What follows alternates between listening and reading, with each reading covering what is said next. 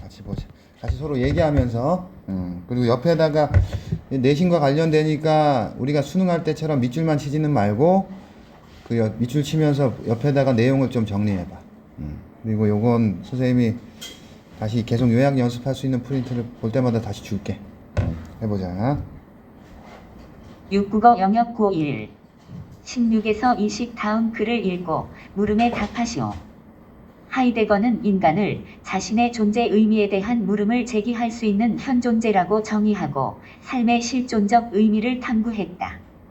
하이데거에 따르면 현존재는 정해진 운명에 따라 살아가는 것이 아니라 살아가는 동안 계속해서 무언가가 될 수 있는 가능성을 바탕으로 자신의 존재 이유를 스스로 만들어 나갈 수 있다. 자, 이건 이제 이게 되게 좋아. 그러니까 우리가 밑줄만 치지 말고 그 말을 옆에다 정리하는 게 좋은 이유가 밑줄만 치면 밑줄을 막 많이 치게 되거든. 근데 이걸 자꾸 써보면 많이 치면 어떻게 써? 많이 써야 돼. 팔 아파. 정말 중요한 말만 찾게 될 거라고. 이건 그렇게 해볼게. 자, 일단은 범준이 뭐에 대해서 얘기해? 현존재 동그라미 치고. 현존재는 뭐다? 자신의 존재 의미에 대한 물음을 제기할 수 있는 존재. 현존재는 자기의 존재 의미에 대해 물음을 제기할 수 있다. 이게 풀어 얘기하면 뭘까? 존재 의미가 뭐겠어? 내가 왜 사나? 내가 공부를 도대체 왜 하는가? 나는 커서 무엇이 될 것인가? 이런 생각을 하는 걸 뭐라고 한다? 현존재라고 해. 현존재. 멍멍이는 그런 생각을 할까? 모르지 뭐. 할지도 몰라. 만약에 멍멍이가 그런 생각을 한다면 멍멍이도 뭐야 그러면? 현존재겠지만 여기 인간의 오만일 수도 있어. 그걸 누구만? 인간만 그러하다고 규정해놨어? 알겠지? 인간은 뭐다? 현존재라서 존재 의미에 대한 물음을 제기한다. 그것뿐만 아니라 어떻다?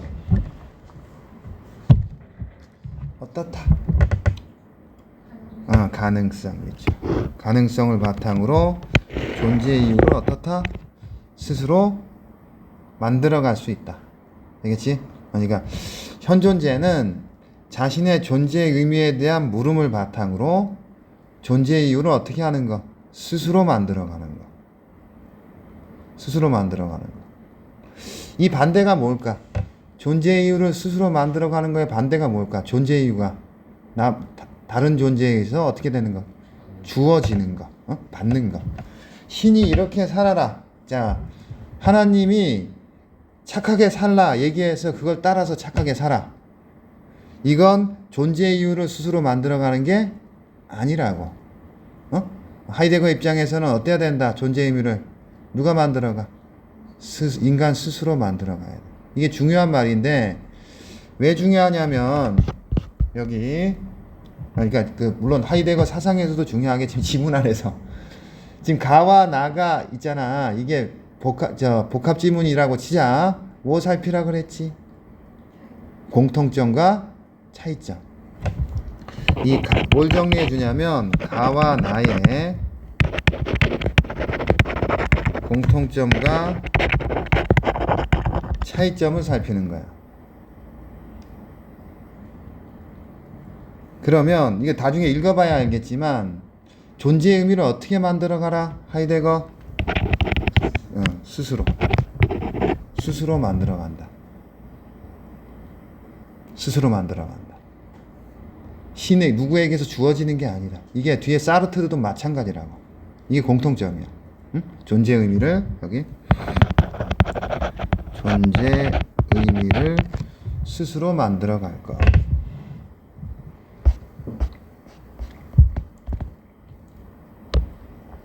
그런데 현존재는 자신이 속한 사회가 요구하는 체제에 따라 살아가기 때문에 자기 자신의 고유성을 드러내는 본래적 삶을 살지 않고 세상이 시키는 대로 살게 되고 난다.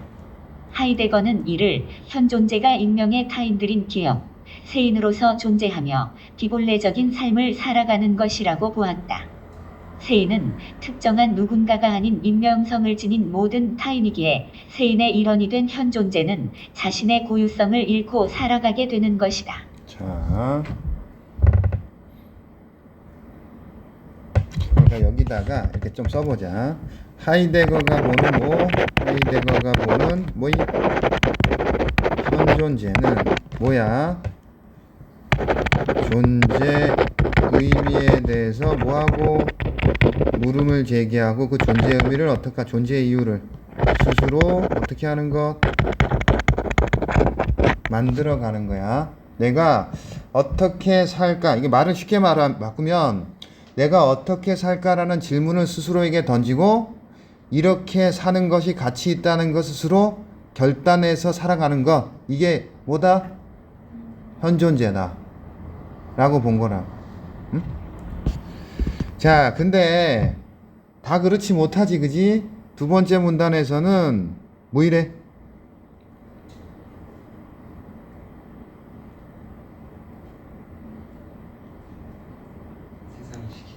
그게 뭐야?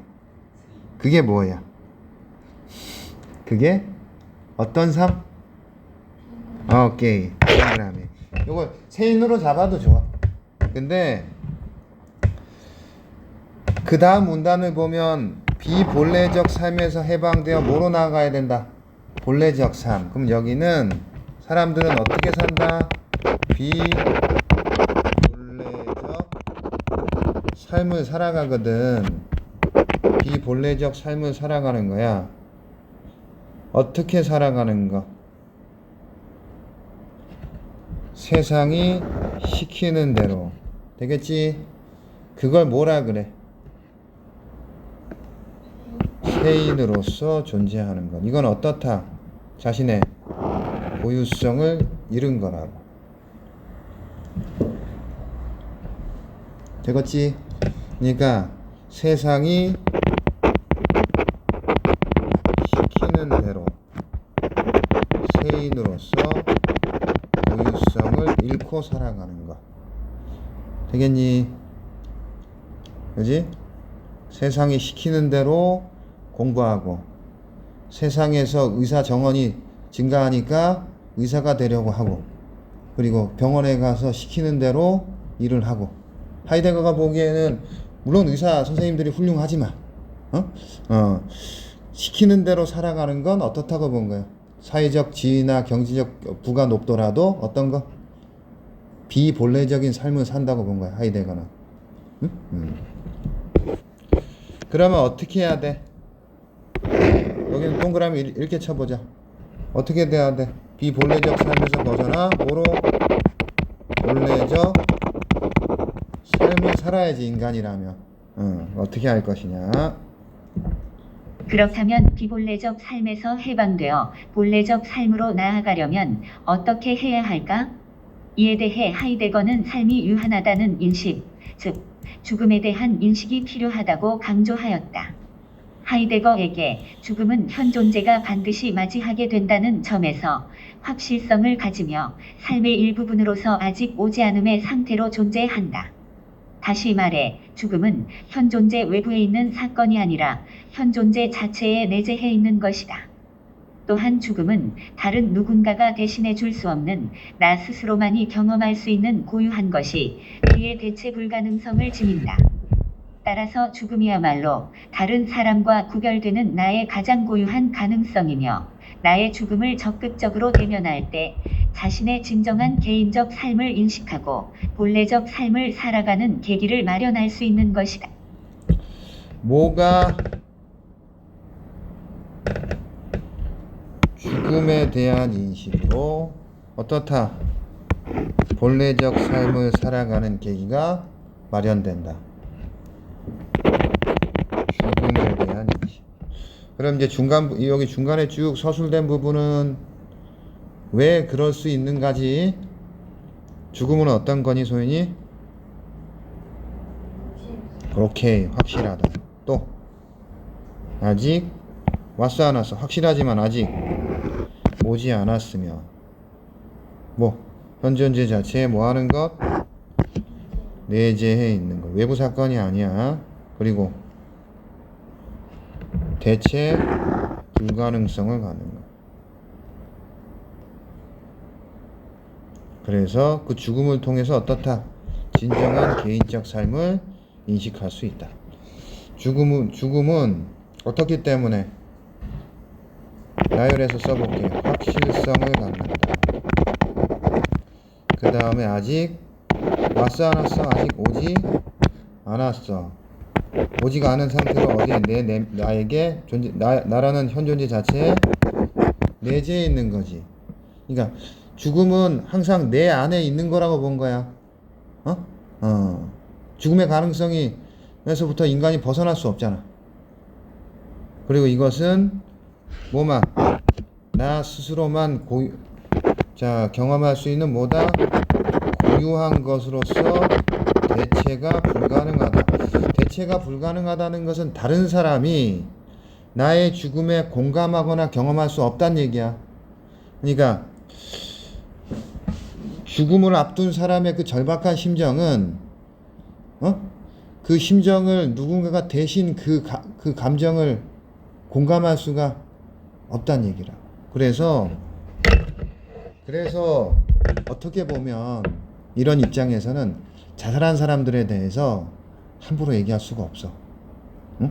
예, 쉽게 우리 자살한 그런 스스로 죽음을 선택한 사람들에 대해서 그래도 어떻게 살아야지 이런 말을 쉽게 할 수도 있는데, 이런 입장에서는 어떤 거야? 그 죽음을 앞두고 고뇌했던 것, 그 다음에 자기가 죽음을 선택한 것에 대해서는 그 마음을 다른 사람은 어떻게 대체 불가능하다고. 그 사람만의 고유한 무언가라고.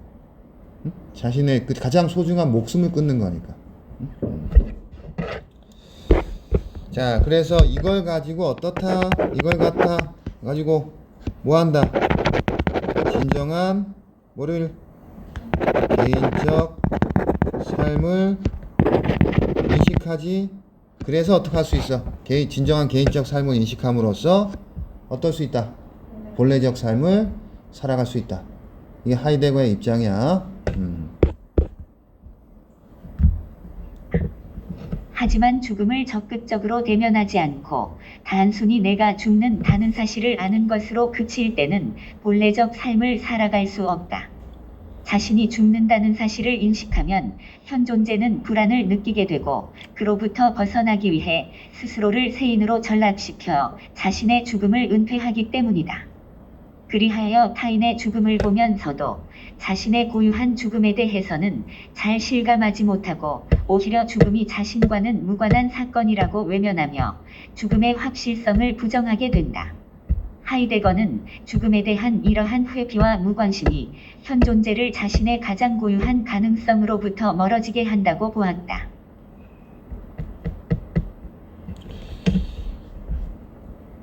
죽음에 대해서 어떻게 한다? 회피하거나 그 다음 무관심, 관심을 갖지 않는 것이 어떻다? 비본래적인 삶을 살게 하는 거야. 되겠지? 그게 뭐다? 죽음을 뭐 하는 것? 세인으로 전락해 죽음을 은폐하는 것. 죽음에 대한 은폐. 이건 뭐 때문이냐면 사실은 불안을 느끼게 될 텐데, 불안은 누구나 느끼는 거야. 죽음에 대한 인식이거든. 불안이라는 것이 내 존재가 유한하다는 것에 대한 인식이야. 불안은 필요한 거라고. 근데 불안의 대면에서 하이데거는 어떻게 해야 된다? 적극적으로 죽음을 인식해야 된다고. 근데 불안에 대해서 어떻게 하는 거? 죽음을 인식하지 않고 어떻게 된다? 은폐한다. 야, 세인은 은폐한다는 얘기는 뭐지? 죽음을 뭐 하는 거? 회피한다 또는 무관심하다. 되겠지? 회피한다는 것은 마치 어떤 착각? 내가 죽지 않을 것이라는 착각 속에 산다고. 또는 그 죽음에 대해 관심을 두지 않는다고. 이게 어떻단 얘기지? 고유한 가능성이고 다른 말로 뭐다? 본래적 삶에서 어떻다? 멀어지게 되는. 그렇지? 따라서 하이데거는 삶의 변화를 위해 죽음이 주는 불안으로부터 달아나지 않고 죽음을 대면하여 선취할 것을 요구하였다. 죽음은 아직 오지 않았지만 죽음이라는 가능성 앞에 미리 자신을 세워봄으로써 과거의 비본래적 삶을 반성해야 한다는 것이다. 이러한 하이데거의 관점은 자신의 존재 의미를 스스로 결정하며 살아가겠다는 새로운 결단을 통한 실존적 삶을 제시했다는 점에서 의미를 지닌다. 어떻게 해야 된다? 죽음을 대면하여 어떻게 한다? 선취함으로써 어떻다? 그게 이제 선취하는 게 미리 세워봄으로써 반성하고 결단한다. 그렇지? 뭘 반성해? 과거의 비변례적인 삶을 반성하고 존재의 의미를 어떻게 하겠다? 스스로 결정하겠다는 뭐이? 결단이라고. 그러니까 그 전까지는 존재의 의미를 스스로 결단했어 못했어? 못하고 세인이란 뭐야? 세인이란 사회에서 주어진 가치 그것을 충실히 따랐던 게 세인이라고. 그게 아니고 어떤 결단? 존재의 의미, 내가 살아가야 할 방향을 어떻게 하겠다? 내 스스로 결단하겠다. 이게 죽음을 통해 가능하다고 본 게 하이데거의 입장. 자, 여기 어떻게 해라? 죽음을 대면해서 비본래적 삶을 뭐하고 반성하고 존재의 의미를 어떻게 한다? 스스로 결정하며 살겠다는 결단을 내려라. 되겠지? 중요한 말이 뭐? 스스로야, 스스로. 주어진 대로 사는 건 뭐야? 세인이고 비본래적인 삶이다. 스스로 결단하는 게 뭐다? 본래적인 삶이야. 되겠니? 자, 위에서부터. 자, 현존재는 뭐지? 자신의 뭐? 존재 의미에 대한 물음을 제기해서 어떻게 하는 것? 존재의 이유를 어떻게 하는 것? 중요한 말 뭐? 스스로 만들어가는 것. 비본래적인 삶은 스스로야 시키는 대로야. 시키는 대로 사는 거라고. 세인. 그러면 우리 어떻게 해야 돼? 본래적 삶으로 나아가야 돼. 본래적 삶은 스스로 결단하는 거야. 거기에 뭐가 필요하다? 죽음에 대한 인식으로 진정한 개인적 삶을 인식하고 본래적 삶을 살아간다. 근데 보통은 어떻지? 죽음을 회피하기 때문에 비본래적인 삶을 살 텐데 하이데거는 어때야 된다? 죽음을 대면해서 어떻게 하라? 비본래적 삶을 반성하고 그 다음에 존재의 의미를 스스로 결정하며 살겠다는 결단을 내려야 한다, 인간은. 되겠지? 자, 그 다음은 사르트르야. 사르트르는 인생을 하나의 긴 기대라고 정의하였다.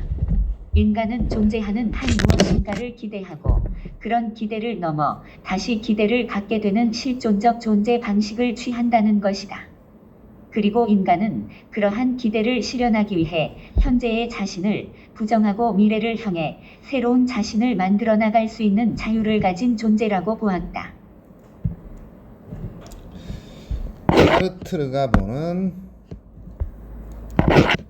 인간은 뭐? 인생이란 뭐다? 기대, 오케이. 그러면서 뭐? 기대에 따라 뭐 하는 거? 자유를 가진 존재. 자유란 뭐야? 새로운 자신을 뭐 하는 것? 만들어 나가는 것. 여기다가 공통점에다가 나에는 자유라고 쓰라고. 응? 자유라는 게 뭐라고? 새로운 자신을 스스로 만들어가는 거야. 새로운 자신을 만들어가는 거.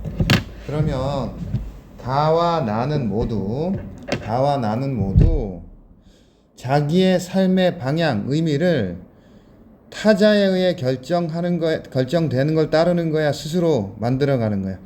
스스로 만들어가는 것. 인생의 의미, 가치를 스스로 만들어가는 것. 이게 가지문과 나지문의 공통점이다.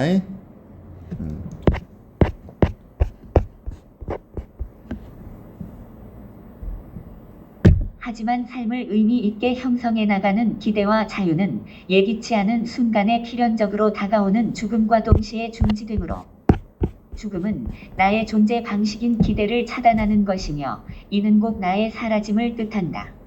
이와 관련하여 사르트르는 죽음을 나와 관련 없이 외부에서 우연히 나에게 찾아오는 하나의 사실일 뿐이라고 보고 이를 죽음의 우연성이라고 하였다. 이 같은 단순한 사실로서의 죽음은 삶의 일부분으로 존재하는 것이 아니며 모든 기대와 가능성을 무의미하게 만드는 것이다. 자, 이러한 기대와 가능성에 대하여 뭐에 대해서 얘기한다? 죽음. 오케이. 여기는 죽음에 대해서 죽음.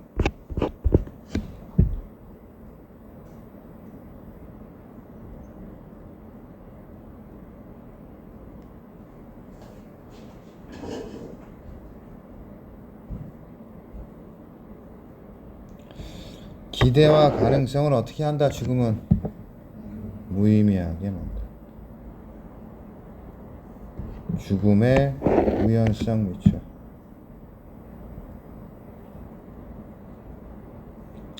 죽음의 우연성이란 뭐야?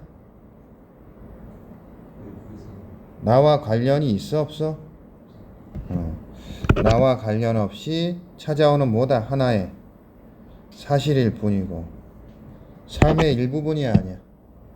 아니라 우연히 찾아오는 하나의 사실이다. 쓸게.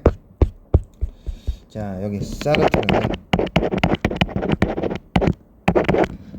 뭐 우리가 어떤 존재다? 무언가를 기대하고 스스로 만들어 나갈 수 있는 자유를 가진 존재인데 죽음은 어떤 거야? 우연성으로서. 죽음이 우연성이란 얘기는 뭐니?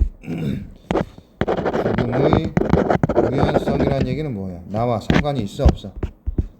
나와 별개 하나의 사실로서 찾아오는 거란 얘기야. 그리고 어떻다? 모든 기대와 가능성을 한다? 무의미하게 만든다. 기대와 가능성을 무의미하게 만든다. 그럼 이거 죽음에 대한 입장이 어때? 지금 가와 나는 차이가 있지. 맞죠? 자, 가는 죽음은 나와 관련이 있어 없어? 나에게 내 안에 내재되어 있는 거라고 했다고. 그래서 이거 뭐가 된다? 본래적 삶을 살아가는 뭐가 돼?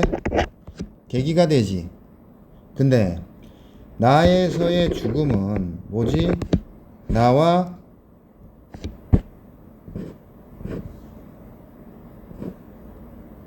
무관한, 나와 관련 있어 없어? 없는 하나의 사실로서 어떠한 기대와 가능성을 어떻게 하는 것? 기대와 가능성을 뭐 하는 것? 무의미하게 만드는 거야. 되겠지? 그러니까 가에서는 죽음을 통해 내가 본래적 삶을 살아갈 수 있는 가능성을 실현하게 하는 거지. 그지? 근데 나에서는 죽음이 어때? 그 가능성을 무의미하게 만든다고. 죽음에 대한 입장이 상반됐어. 하이데거랑 누가? 사르트르가. 그러니까 이렇게 가와나 인문지문은 뭐와 뭐를 정리하라? 공통점과 차이점을 정리하는 식으로 읽어두자. 무언가의 의미를 부여하는 주체인 나가 사라지면 자신의 죽음의 의미를 부여하는 것도 불가능해진다. 따라서 죽은 나의 삶이나 죽음에 의미를 부여할 수 있는 자는 나 자신이 아니라 나와 마찬가지로 자유를 가지고 살아가는 또 다른 주체인 니은 타자이다. 가령 어떤 청년이 한 권의 책을 쓰고 갑자기 죽었다고 하자. 이때 그의 죽음이나 그가 남긴 책에 대해서는 철저히 타자에 의해서만 그 의미가 부여된다. 이렇듯 사르트르는 자신의 죽음의 의미를 스스로 결정할 수 없다는 점에서 죽음이 나라는 존재에 속한 것이 아니라고 보았다. 그리고 죽음은 그 자체로 서는 삶에서 의미를 지닐 수 없기 때문에 삶과 단절된 상태라고 주장하는 등 죽음은 삶에서 실감될 수 없는 것임을 강조하였다.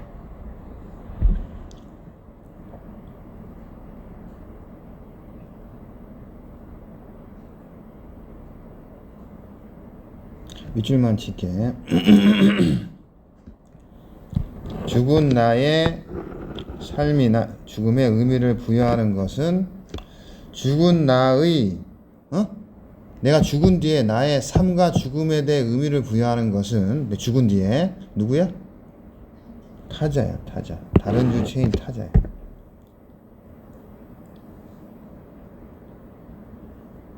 이런 의미에서 죽음은 어떻다? 나라는 존재에 속한 것이 아니다. 또 내 삶과 어떻다? 단절된 것이다. 또 삶에서 실감될 수 없다. 요거야. 이게 하이데거랑은 다르지. 죽음이 어떤 거? 나와는 무관하게 단절되고 실감될 수 있어 없어? 없는 것이다. 사르트르가 보는 죽음이다.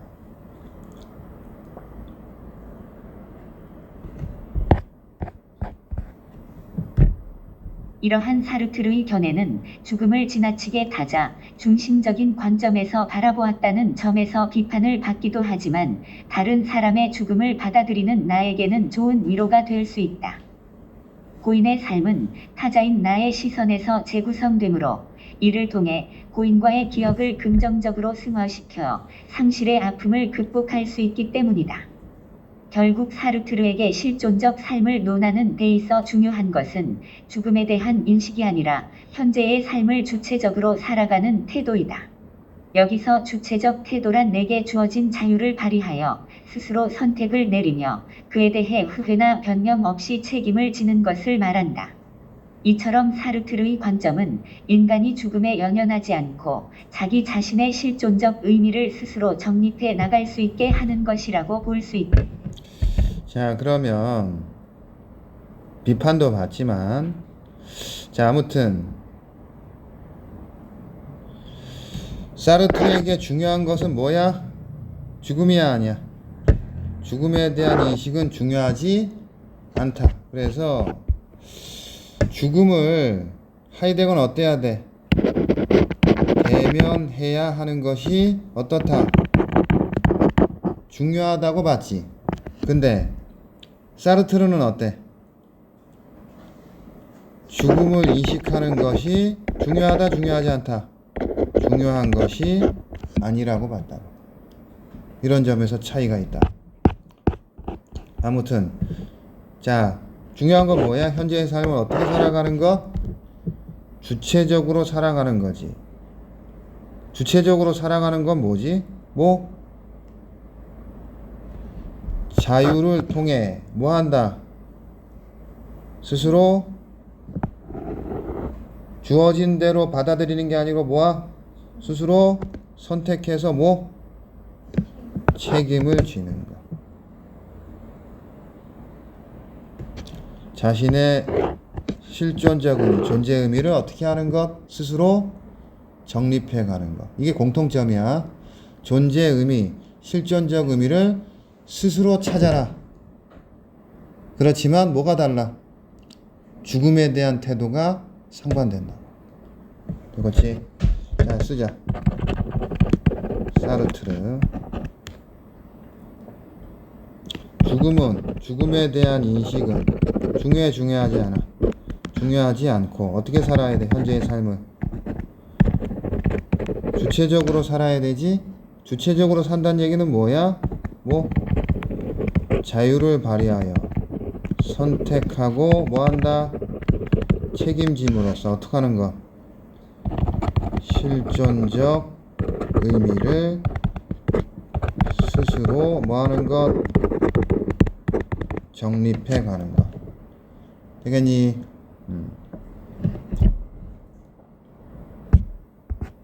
자, 틀 잡아볼게. 사르트르가 보는 삶은 뭐지? 기대하고 스스로를 만들어가는 자유를 가진 존재다. 그런데 죽음은 어떻지? 이러한 기대와 가능성을 무의미하게 만들고, 이것은 죽음은 어때? 나라는 존재에 속한 것이 아니라 내 삶과 단절된 거다. 삶에서 실감될 수 없는 것이다. 따라서 중요한 것은 죽음에 대한 인식이 아니라 뭐다? 현재의 삶을 주체적으로 살아가는 것이다. 주체적으로 살아간다는 얘기는 자유 스스로 선택해서 선택에 책임을 지는 것. 그렇게 해서 어떻다? 삶의 의미를 스스로 정립해 나가는 것. 되겠니? 그러면 1번부터 한번 풀어보자. 가는 시간의 흐름 밑줄 치고. 자, 여기 뭐라고 쓰냐면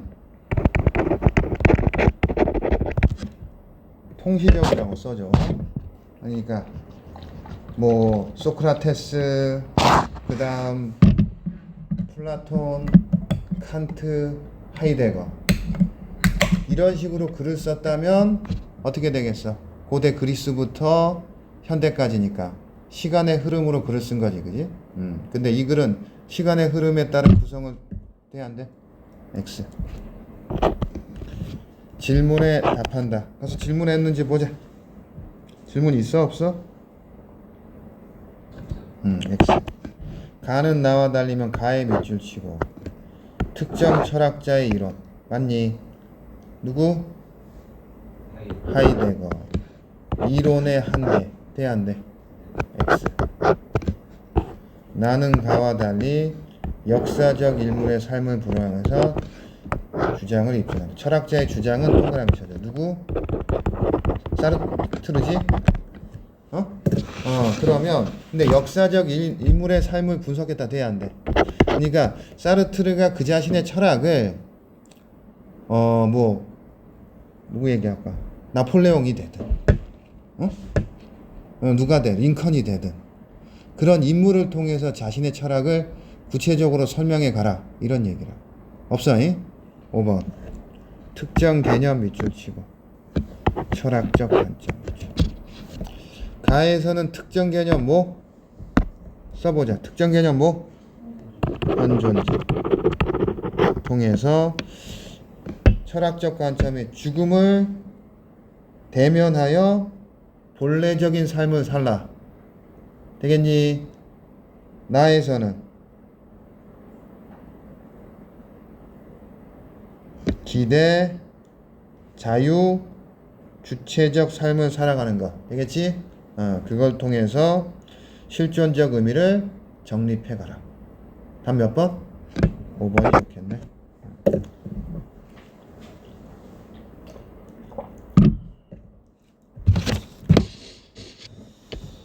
현존재에 대한 이해다. 현존재는 자신이 밑줄 죽는다 밑줄 치고 불안. 맞니? 형광펜 들고. 자, 가에서 찾아줘. 자, 선생님 체크하는 거 보지 말고 스스로 찾아.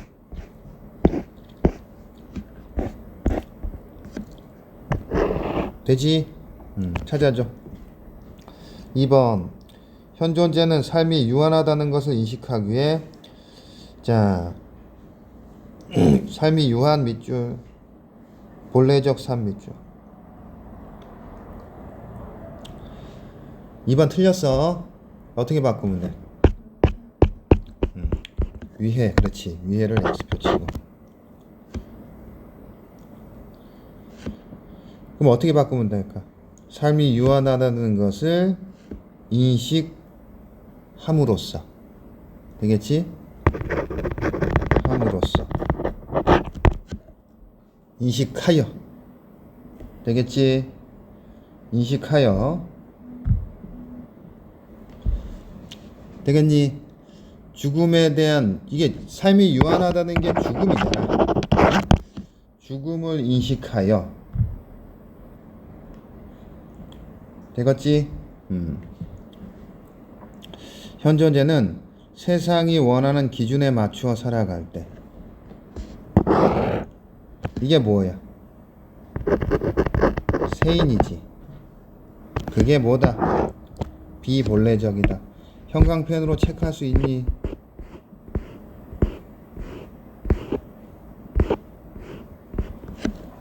다 체크해놨어. 시키는 대로 사는 게 비본래적이다. 죽음의 대체 불가능성을 대면, 죽음에 대한 대면을 통해서 뭐다? 진정한 개인적 삶을 인식한다. 죽음의 대면을 통해서. 되겠지? 자신의 존재 이유를, 개인적 삶을 인식한다. 존재의 의미를 스스로 결정한다. 자, 이거 그냥 막연히 맥락상 그런 것 같아 말고 지금 어떻게 하고 있어? 지금 다 본문에서 구체적 근거를 찾아보는 거라고. 되겠지? 자, 그 다음 기억과 니은을 비교한다. 기억이 뭐냐? 세인이야. 세인. 세인은 본래적, 비본래적. 비본래적 삶을 사는 존재고, 타자는 뭐지? 죽은 뒤에 나의 나의 삶과 죽음의 의미를 어떻게 하는가? 부여하는 거지. 그러면 여기다가 기억에다가 뭐라고 쓰냐면 비본래적인 삶을 사는 것이고, 니은은 뭐다? 의미를 뭐하는 거? 부여하는 존재다. 이렇게 되지. 되겠지? 몇 번? 죽음을 뭐하는 거? 외면하는 거. 죽음을 외면하는 게 뭐다? 비본래적 삶을. 본문에 체크할 수 있다. 자, 죽음을 외면하는 걸 어떻게 표현해놨어? 죽음을 뭐한다? 세인으로서 죽음을 뭐한다? 은폐한다. 그 다음에 니은은 어떻다? 니은은 의미를 뭐하는 거? 타자가 의미를 부여한다. 되겠어? 자, 그 다음 사르트르의 관점에서 뭐한다? 야스퍼스를 비판한다.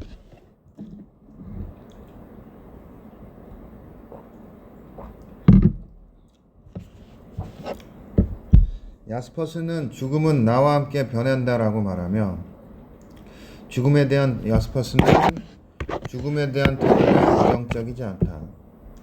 자신의 죽음을 어떻게 받아들이냐에 따라 죽음은 보편적이고 객관적인 사실일 수도 있고, 주관적 의미를 지닌 걸 수도 있다는 것이다. 전자, 보편적이고 객관적 또는 주관적. 전자의 경우 모든 것을 어떻게 한다? 무의미하게 만드는 허망한 정말. 이거 누구의 입장이야? 죽음은 모든 것을 무의미하게 만든다. 누구? 사르트르. 후자의 경우는 자신의 태도에 따라 죽음의 의미를 판단하여 참다운 자기 자신으로 실존할 수 있는 계기가 되는 건 누구의 입장? 하이데거의 입장이지. 되겠지? 본문에 있는 개념을 보기의 사례에 적용해봤다. 자, 그러면 1번 누가 비판하는 거? 사르트르가 비판하는 거야.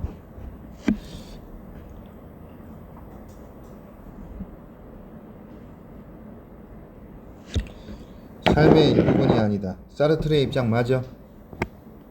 맞아 안 맞아? 맞지? 죽음을 맞이해야만 실존적 의미를 지닐 수 있다. 죽음을 맞이하면 X 모든 게 어떻게 돼? 무의미하게 되지. 맞니? 사르트르가 자 봐봐 체크해봐. 사르트르가 볼 때 어떻다. 죽음은 모든 것을 여기 모든 기대와 가능성을 어떻게 무의미하게 만드는 거야. 죽음을 통해 죽음을 맞이해야만 실존적 의미를 지닐 수 있다. 틀렸어. 죽음은 끝이야. 2번 죽음은 밑줄 나와 상관없이 찾아오는 우연한 사실 밑줄. 맞아. 죽음의 우연성 동그라미. 인간은 자신의 밑줄 죽음의 의미를 판단할 수 없다. 되겠어? 황금 체크. 되겠지? 답은 몇 번이다? 좀 오래된 영화인데 아마 본 적 없을 거야. 그 죽음의 지금 이 선지 사르트르의 입장. 죽음은 나와 상관없이 찾아오는 우연한 사실. 요걸 굉장히 잘 표현한 영화가 있어. 너무 오래됐다. 혹시 노인을 위한 나라는 없다 못 봤겠지, 그지?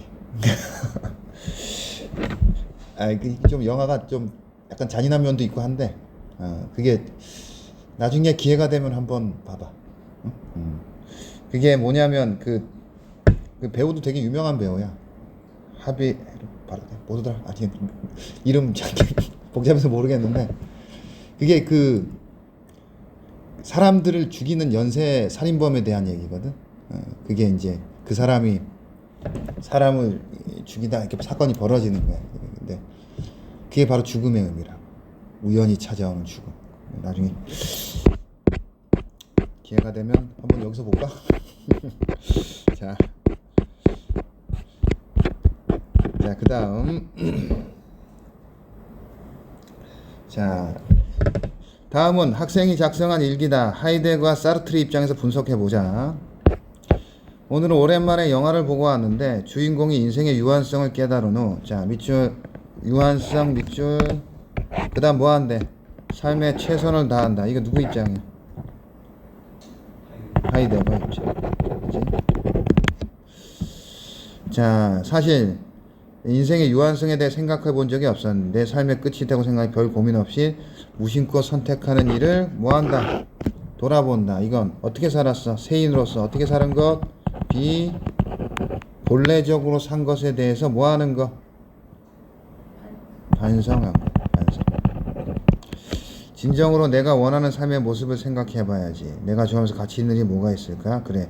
소설을 쓰면 내가 세상을 떠난 후에도 내 삶을 가치 있게 기억해 줄 테니, 자, 세상을 떠난 후에 사람들이 내 가치 있게 기억해 줄 테니, 사람들, 이게 누구지? 타자가 돼. 이건 누구의 입장? 사르트르의 입장에서는 타자가 뭐다? 죽은 후에 나의 삶과 죽음에 대한 뭘 한다? 의미를 부여한다. 자, 이 다짐을 지키기 위해 마지막 순간 떨리면서 어떻게 하겠다? 최선을 다해 살아가겠다고 뭐한 것? 결단한 것. 하이데거의 입장에서는 새로운 결단한 것. 자, 사르트르의 입장에서는 자신의 실존적 의미를 스스로 뭐한 것? 정립해 나가는 것. 되겠지? 인간의 유한성에 대해, 자, 밑줄 생각해 본 적이 없었다는 것은 비본래적인 삶에 머문 거다. 맞니? 동그라미. 하이데거가 볼 고민 없이 무심코 선택했던 것. 사람들을 따라 살아가는 건 세인으로서 존재하는 것. 맞지? 그걸 뭐 했다? 동그라미. 반성했다. 맞니? 사르트르는 내가 세상을 떠난 후에도 사람들이 내 삶을 가치 있게 기억해 주는 건 밑줄. 사르트르 밑줄 치고, 삶이 타자에 의해 재구성된다. 타자가 나의 삶의 의미를 부여한다. 맞겠니? 그지?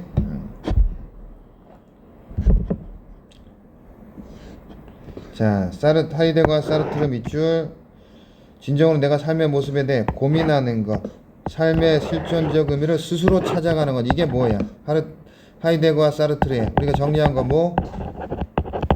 공통점이라고. 스스로 삶의 의미를 찾아갈 것. 이게 지금 공통점이지. 하이데거와 사르트르 모두 내 삶의 마지막 순간을 항상 떠올리며 최선을 다하겠다는 태도가 마지막 순간을 떠올리면서 최선을 다한다. 주체적 삶을 살아가는 데 필요하다. 마지막 순간을 뭐로 바꾸면 돼? 죽음이지. 죽음을 생각하면서 죽음이 주체적 삶을 살아가는 데 필요하다. 하이데거 맞니? 사르트르 돼 안 돼? 사르트르의 X야. 되겠지? 죽음은 주체적 삶과 단절되어 있는 거야. 삶의 기대나 의미를 무화시키는 거지.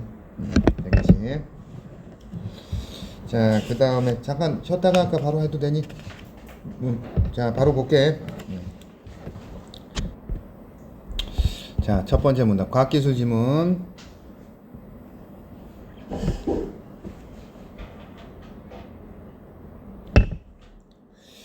자, 해보자. 인터넷의 발달로 데이터 저장 및 분석 과정이 인터넷상에서 이루어지고 있으며 그에 따라 개인정보와 같은 민감한 데이터는 암호화되어 인터넷 서버에 저장된다. 그런데 현재 널리 사용되는 공개키 암호 방식으로 암호화된 데이터는 통계 처리를 위한 연산을 수행하기 위해 원래 데이터로 복원하는 복호화 과정을 거친 후 연산을 수행하고 그 결과를 다시 암호화해야 한다. 하지만 이 과정에서 비밀키나 민감한 개인정보가 유출되는 일이 생길 수 있다. 그래서 암호화된 데이터를 복화하지 않고 암호화된 상태로 안전하게 연산을 수행하는 동형 암호가 등장했다. 자, 뭐에 대해서? 일단은 한 문단을 읽고 대상을 잡아줘. 뭐? 동형 암호야.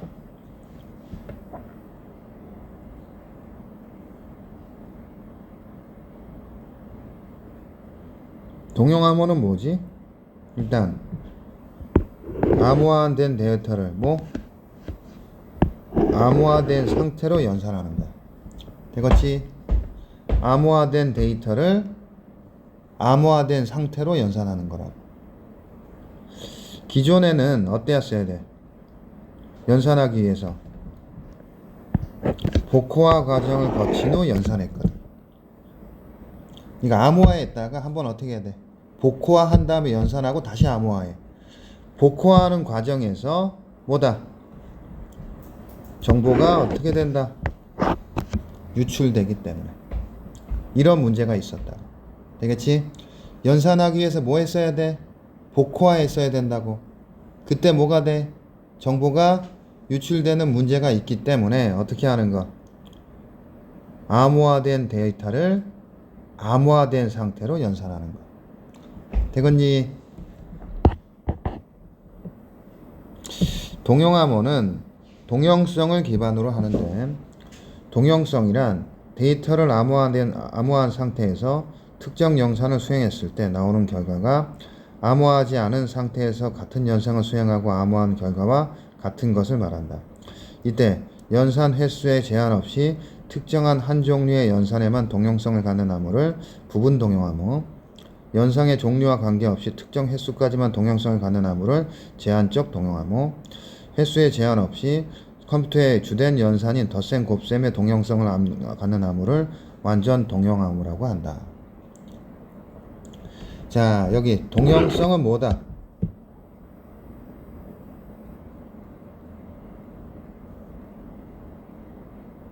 결과가 어떤 것? 밑줄. 결과가 같은 것이다. 동형성은 결과가 같은 거야. 뭐와? 암호화한 상태에서의 연산과 암호화하지 않은 상태에서 같은 연산에 뭐가? 결과가 같은 것. 되겠니? 부분 동형 암호, 또 제한적 동형 암호, 그 다음 뭐 있어? 완전 동형 암호가 있어. 눈으로 보고 해.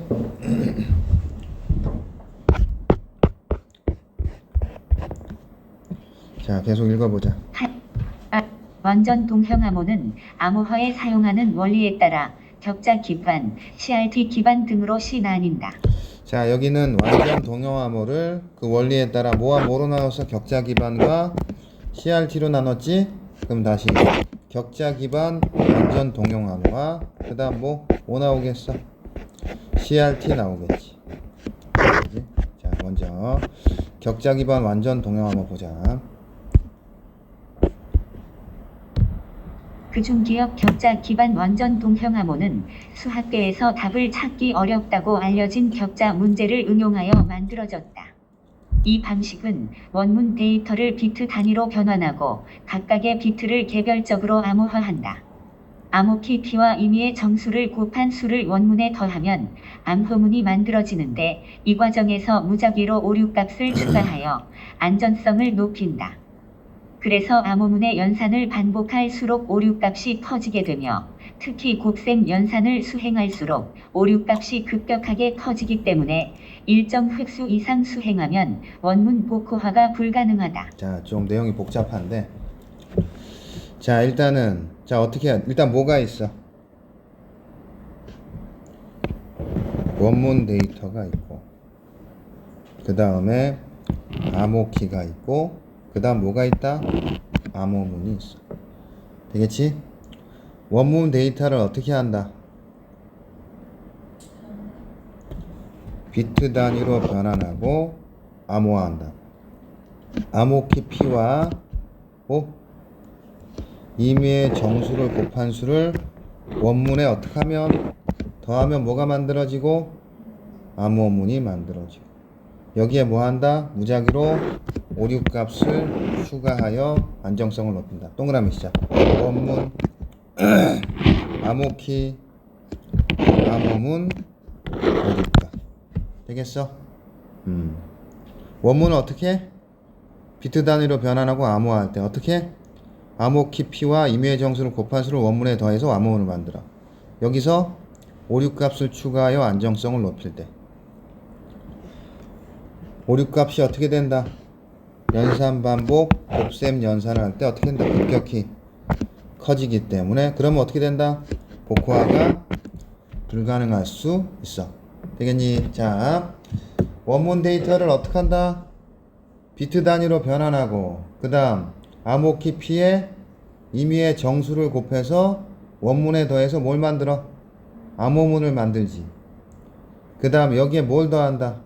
무작위로 오류값을 더하되 오류값이 점점 어떻게 돼? 커져서 일정 수준 이상이 되면 어떻게 돼? 복호화가 불가능하면 암호한 게 의미가 없지?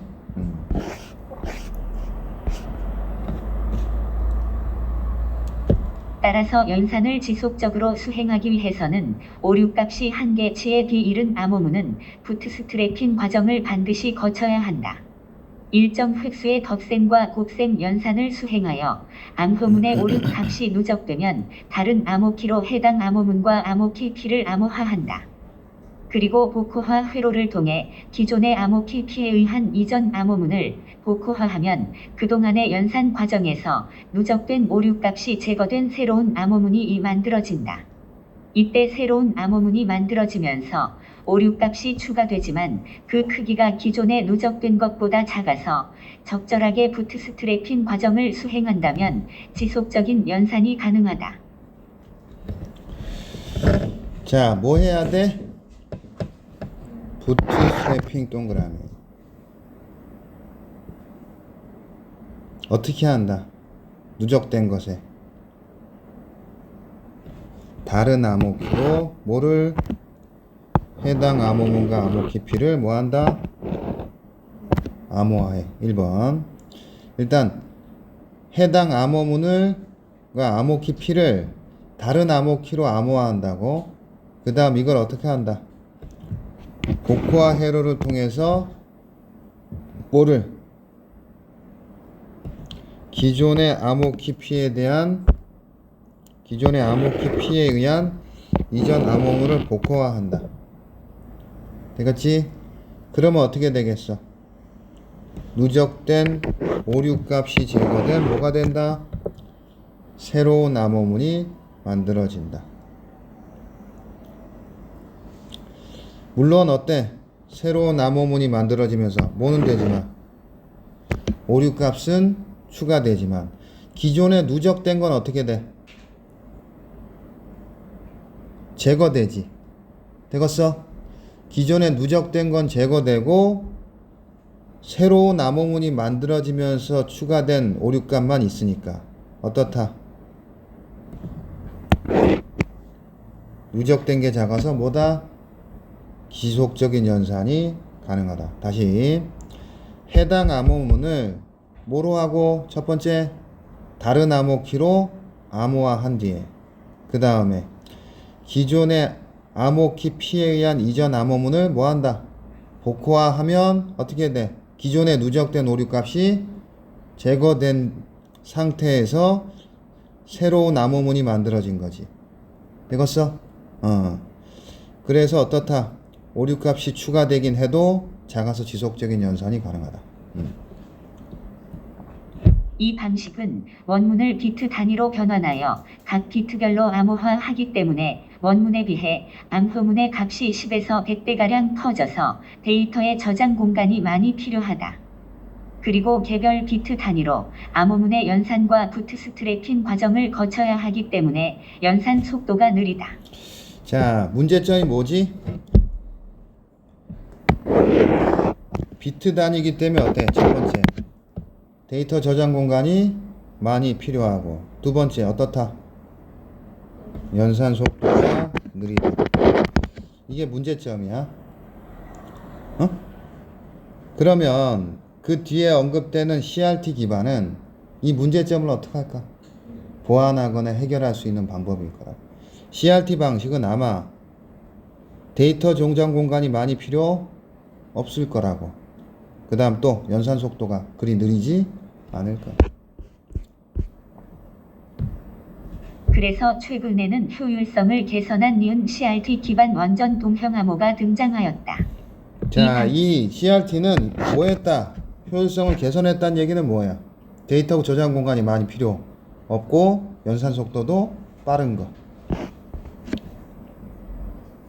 식은 하나의 원문을 특정한 정수인 암호키로 나눈 나머지 값을 암호문으로 이용하고 이 나머지 값에서 원문을 복호화하는 방법이다. 이때 암호키의 개수는 임의로 설정할 수 있으며 각각의 원문마다 암호키의 개수만큼 암호문이 만들어진다. 암호키가 2개일 때 정수로 된 원문 A와 B를 덧셈 연산한 결과가 동형성을 갖는 원리를 간단히 알아보자. 자, 마찬가지.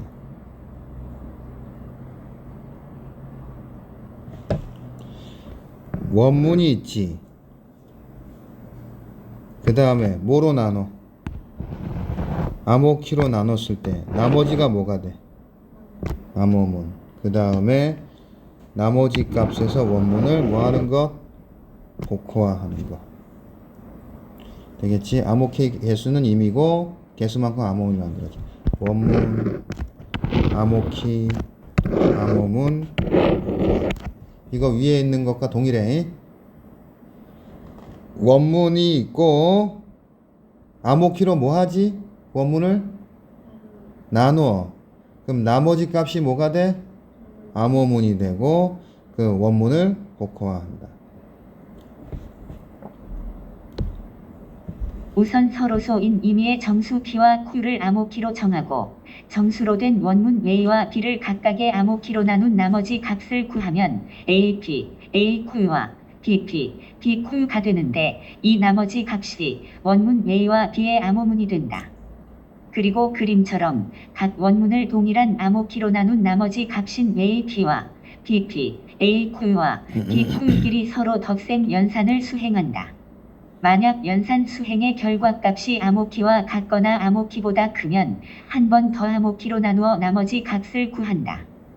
그러면 연산 수행의 결과값인 AP 플러스 BP, AQ 플러스 BQ가 원문 A와 B를 직접 덧셈 연산한 결과값을 암호키 P와 Q로 나눈 나머지 값인 P, Q와 같다. 그리고 원문을 각 암호키로 나누었을 때의 나머지 값과 각 암호키를 알면 원문을 복호화할 수 있다. 자, 그 다음에 A, B 덧셈 연산한 결과가 뭐를 갖는다? 뭐를 갖는다? 동형성을 갖는다는 게 뭐야? 뭐와 뭐가 같다. 거기 보면은 위에서 다시 한번 확인해봐. 동형성이란 암호한 상태의 특정 연산과 암호하지 않은 상태에서 같은 연산을 수행했을 때 결과가 어떻다는 거야? 같다. 그러면 자, 이건 이제 구체적 사례에서 확인하자. 암호키가 뭐지? 정수 P와 Q야. 원문은 뭐야? A와 B라고. 나머지 값이 얘네. 이게 뭐야? A, B에 뭐가 된다? 나머지 값이 뭐라 그랬어? 암호문. 자, 이렇게 암호문, 암호문. 자, 이렇게 해서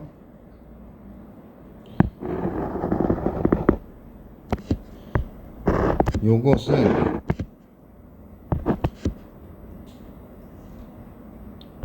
동영화에서 첫 번째가 뭐지? 여기다 쓰자. 암호화된 상태의 특정 연산. 암호화된 상태에서의 특정 연산이고, A, B를 직접 덧셈한 연산한 결과값을 암호키로 PB로 나눈 나머지 값. 이게 뭐지? 이게 동형성. 다시 봐봐. 암호하지 않은 상태에서 같은 연산 쓰자. 암호화하지 않은 상태에서의 같은 연산. 되겠지? 이 값이 어떻다? 같다. 되겠지? A 플러스 B, AQ 플러스 BQ가 암호화된 상태의 특정 연산을 한 거야. 가로 열고 A 플러스 B를 P로 나눈다. A 플러스 B를 Q로 나눈다는 뭐지? 암호화되지 않은 것의 같은 연산이라고. 되겠니? 이게 어떻다? 같다는 것은 뭐다? 동형성을 갖는다. 응? 그 다음에 복호화 동그라미 시작. 복호화는 어떻대? 원문에 뭐와 뭐를 알아야 돼? 나머지 값과 암호키를 알면 뭐가 가능하다? 복호화가 가능하다. 여기 다시 볼게. 형광펜으로 한번 다시 보자. 자, CRT는 원문이 있고 나누는 수가 뭐야? 암호키지. 그 다음에 나머지가 뭐야? 암호문이야. 그 다음에 복호화 할 거야. 동형성이란 뭐지? 암호화된 상태의 특정 연산과 암호화되지 않은 상태의 같은 연산의 결과값이 어떤 거? 같다. 그러면 정수 PQ가 암호키란 얘기는 원문을 뭐로 나누는 거야? P와 원문 AB를 P와 Q로 나누는 거야. 나머지 값이 뭐다? AP, AQ, BP, BQ가 이게 뭐다? 암호문이 되지. AP 플러스 BP, AQ 플러스 BQ가 뭐고? 암호화된 상태의 특정 연산이고, A 플러스 BP, A 플러스 BQ는 암호화되지 않은 상태의 같은 연산을 한 것이 어떻다? 같다. 이게 뭐다? 동형성을 갖는다. 그리고 뭘 알면? 나머지 값과 암호키를 알면 뭐 할 수 있다? 복호화 할 수 있다.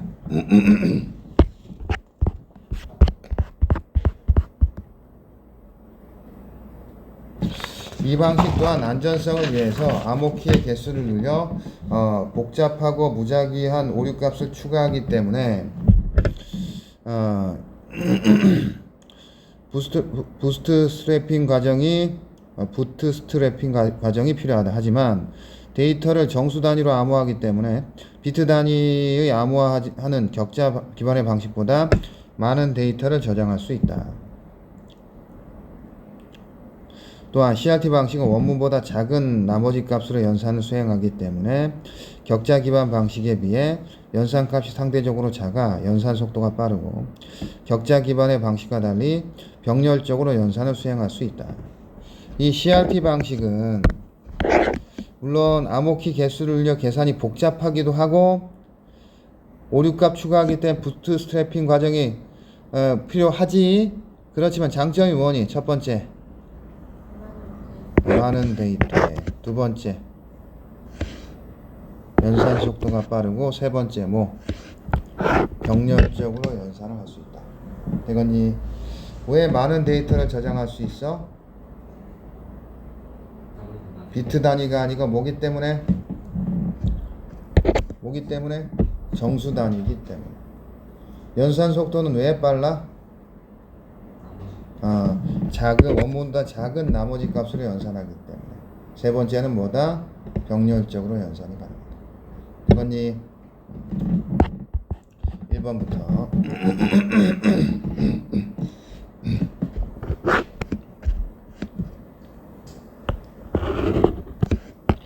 가서 형광펜 들고. 제한적 동용암호는 이거 맞아 틀려? 연산의 종류랑 관계 있어 없어? 없고 뭐만? 특정 뭐? 횟수지. 1번 맞아 틀려? 횟수로 바꿔라. 되겠니? 특정 횟수에서 까지만. 되겠지?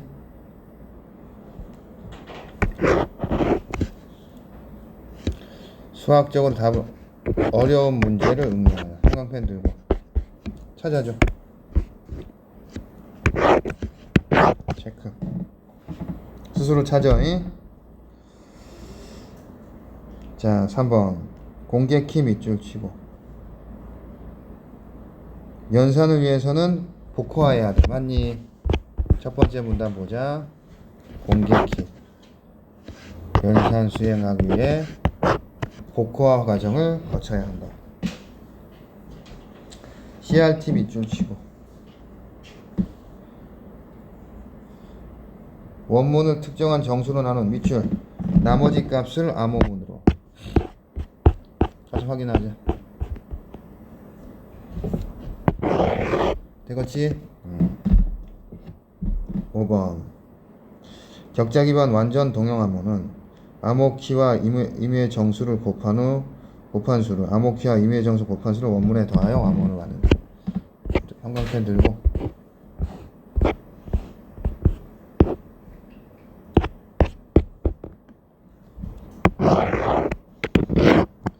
되겠지? 더 확인 가능하지? 범준이? 부스트 스트래핑에 대한 이해로 적절하지 않은 것. 부스트 스트래핑은 동일한 암호문을 연산할 때 덧셈보다. 자, 밑줄 곱셈 연산 빨리 시작. 자, 형광펜 들고.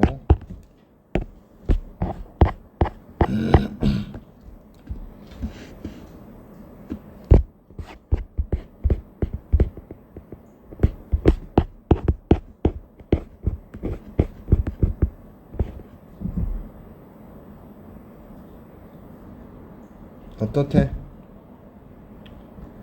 곱셈 연산을 수행할수록 어떻다? 오류값이 급격히 커진다. 되니? 아니, 스스로 찾아야 되는데. 그러니까 빨리 실행되겠지. 부트스트래핑이. 2번 오류값이 한계치 밑줄 치고. 오류값이 한계치 부트스트래핑. 3번 부트스트래핑에 사용되는 암호키 밑줄 치고 이전 암호에 사용된 암호키와 다르다. 체크. 찾아줘.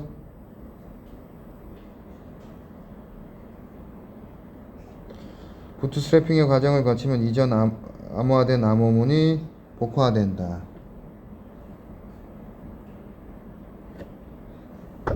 자, 기존의 암호키 P에 의한 이전 암호문을 어떻게 한다? 암호화를 두 번 했어. 원래 이전에 암호화가 있었고 부트스트래핑 하면서 암호화를 한 거라고. 그 중에서 이전 암호화를 복호화한다고. 자, 부트스트래핑의 결과로 생성된 밑줄 새로운 암호문엔 오류값이 추가돼 없어? 체크. 오류값이 추가되지만 기존의 오류값들이 제거되기 때문에 오류값이 작은 거야. 풀만하지, 그지? 자, 23번. 기억과 니은은, 기억은 니은과 달리, 기억 밑줄 치고 니은과 달리 비트 단위로 암호문을 연산을 수행한다. 기억은 비트 단위 맞아?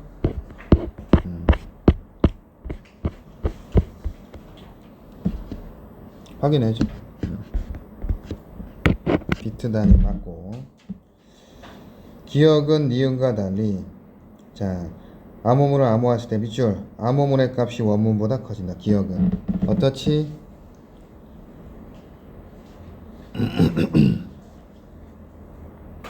원문에 어떻게 그대로 찾아줘. 자꾸 보면 안 되고. 자, 찾아줘. 원문에 어떻게, 암호문이 어떻게 만들어져? 원문에 더해서 만드는 거라고. 뭘 더해? 암호 깊이와 임의의 정수를 곱한 값을 더하지. 그러니까 커지는 거 맞아? 3번. 니은은 기억과 달리 암호문의 밑줄 오류값 추가는 기억 맞아 안 맞아? 오류값 추가하는 거 맞지? 니은은 CRT는 오류값 추가해야 안 해? 찾아. CRT도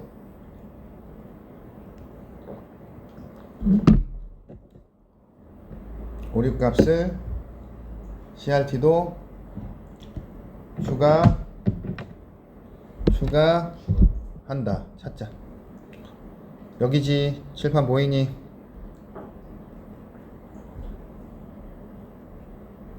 되겠어? 니은은 기억과 달리 데이터를 밑줄 병렬적 연산 찾아서 형광펜 체크. 맞지?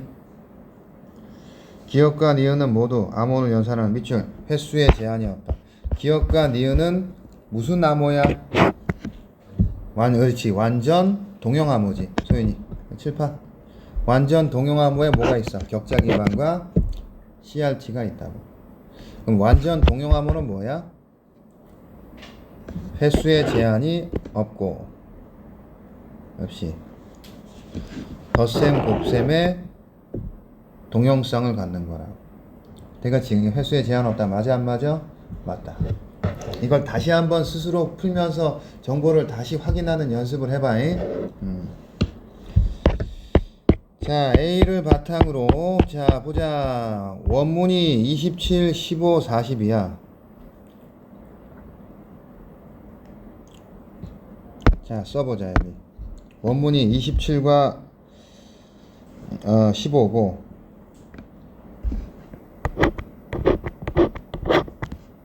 11과 13이 뭐니? 11과 13이 뭐야? 암호, 그렇지. 암호키. 그지? 그 다음에 암호문 연산 후에 나머지가 뭐야? 나머지가 뭐야? 암호문. 되겠지? 그러면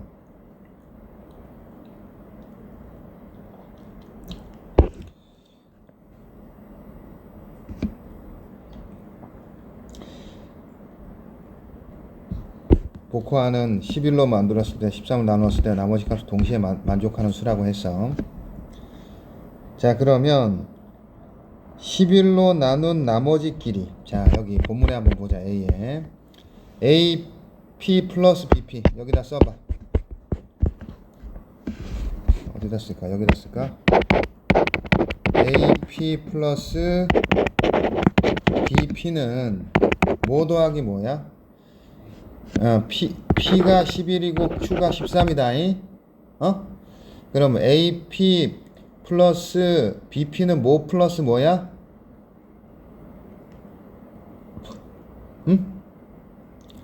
AP가 뭐야? A를 P로 나눈 나머지일 거 아니야. 그러니까 AP는 뭐야? 오, 그렇지. 그 다음에 BP는 뭐야? BP. B를 뭐로? 자, 이렇게 A 써보자. 11이 뭐야? P고 13이 Q라고. P, Q 되겠지? 그러면 5가 뭐겠어? A, P. 1은 A, Q 되겠지? 그 다음에 4는 B, P. 2는 B, Q가 되지. 되겠니? 그러면 AP 플러스 BP는 뭐지? 4, 5 더하기 4는 뭐가 돼? 9가 되는 거지. 그 다음 이게 뭐랑 같다? A 플러스 B를 뭐? P로 나눈 값과 같다. A가 얼마야? 27과 15를 뭐로 나눈 값? 27 더하기 15를 뭐로 나눈 값? 11로 나눈 값과 어떻다? 나눈 그 나머지와 같다는 얘기야. 되겠어?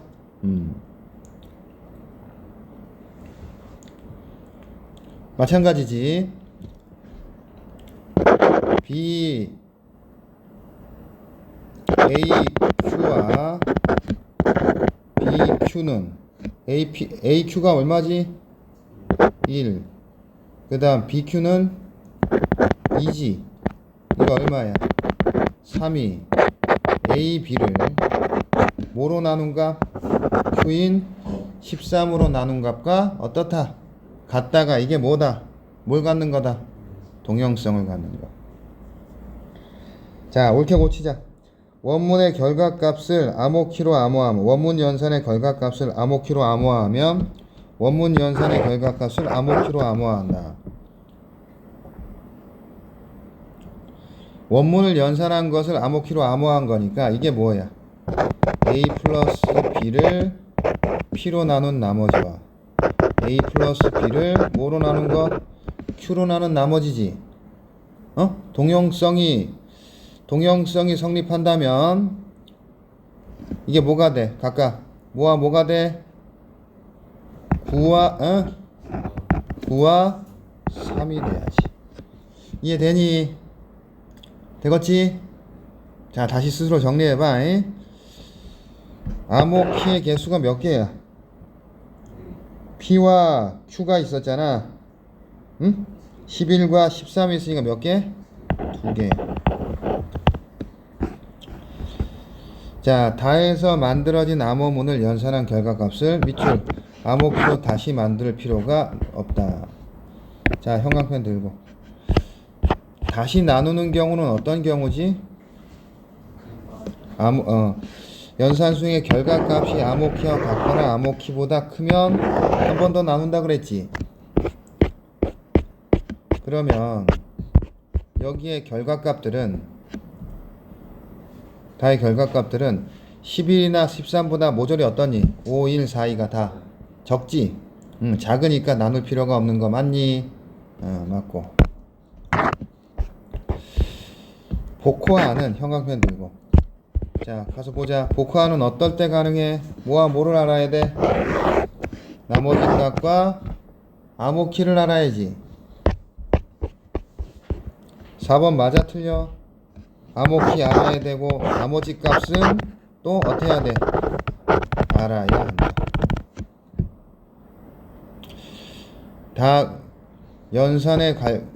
가다의 과정을 통해 만들어진 연산의 결과값은 암호문과 달리 정수이다. 결과값 암호문 정수야 아니야? 자, 형광펜 들고 암호문이 정수니 정수가 아니니? CRT에서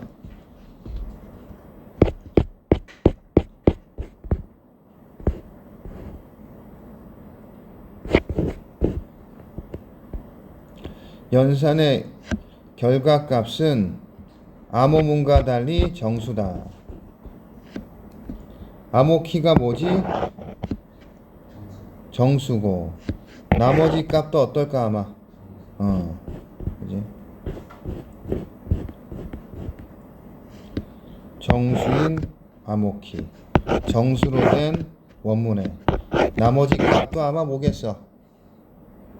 정수겠지. 그지?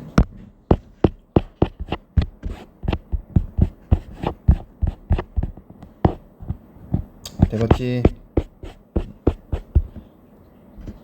어디에 고쳐야 돼? 달리 X표. 이 문제는 되지? 4번. 자, 마저 보자.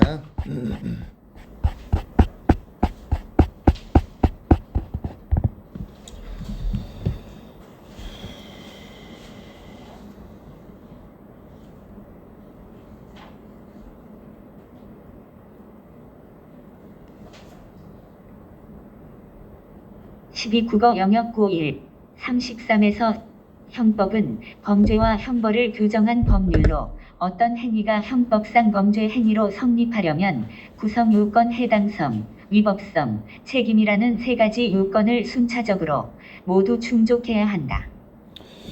자, 범죄 행위로 성립하려면 뭐가 충족돼야 돼? 구성 요건 해당성, 그 다음 뭐? 위법성, 그 다음 뭐? 책임. 그러면 각각을 얘기하겠지, 그지? 첫 번째 성립 요건인 구성 요건 해당성은 어떤 행위에 대한 구체적인 사실이 형법상 규정된 범죄의 유형에 해당하는 것을 말한다. 이때 구성 요건으로 행위와 결과를 요구하는 경우에는 구성 요건상 행위와 결과 간의 인과관계가 인정되어야 한다. 자, 일단 첫 번째 뭐? 구성 요건 해당성 동그라미.